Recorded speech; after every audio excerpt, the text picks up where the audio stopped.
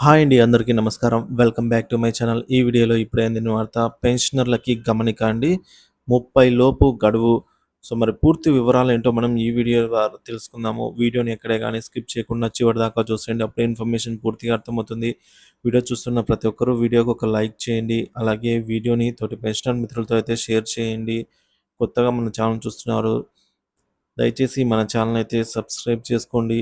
దీని ద్వారా నేను చేసే లేటెస్ట్ వీడియోస్ అన్నీ మీ వరకు రీచ్ అవుతాయి. ఇక ఆలస్యం చేయకుండా మనం వివరాల్లోకైతే వెళ్ళిపోదాము. ఫ్రెండ్స్, ముఖ్యంగా పెన్షనర్లకి సంబంధించి భారీ శుభవార్త అయితే పోస్టల్ శాఖ అందించిందండి. సో, పోస్టల్ శాఖ అయితే అందించడం జరిగింది.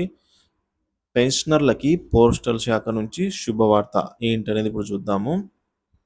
సో, పెన్షనర్లకు డిజిటల్ లైఫ్ సర్టిఫికేట్ అయితే వారి ఇంటి వద్దే సమర్పించవచ్చు అని చెప్పేసి పోస్టల్ శాఖ అయితే మనకు తెలియజేయడం జరిగిందనమాట. సో ఫ్రెండ్స్, ఇక నుంచి డిజిటల్ లైఫ్ సర్టిఫికేట్‌ను ఎవరైతే వృద్ధులు, నడవలేని వారు గానీ, వెళ్ళలేని వారు గానీ, అలాంటి వాళ్ళందరికీ కూడా ఇంటి వద్ద నుంచే ఈ విధంగా డిజిటల్ లైఫ్ సర్టిఫికేట్, సో డీఎల్‌సీనైతే సమర్పించవచ్చు అని చెప్పేసి పోర్టల్ శాఖ నిర్ణయించడం జరిగింది. సో, డిజిటల్ లైఫ్ సర్టిఫికేట్ సమర్పించకపోతే మనకు పెన్షన్ అనేది రద్దయ్యే అవకాశం ఉంది. అదందరికీ తెలిసిందే.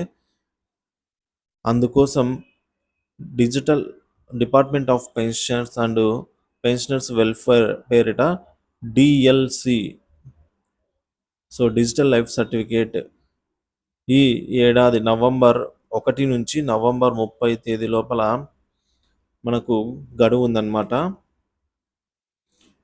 సో, ఈ నవంబర్ 30 లోపల మనం డిజిటల్ లైఫ్ సర్టిఫికేట్‌ని అయితే సమర్పించవలసి ఉంటుంది.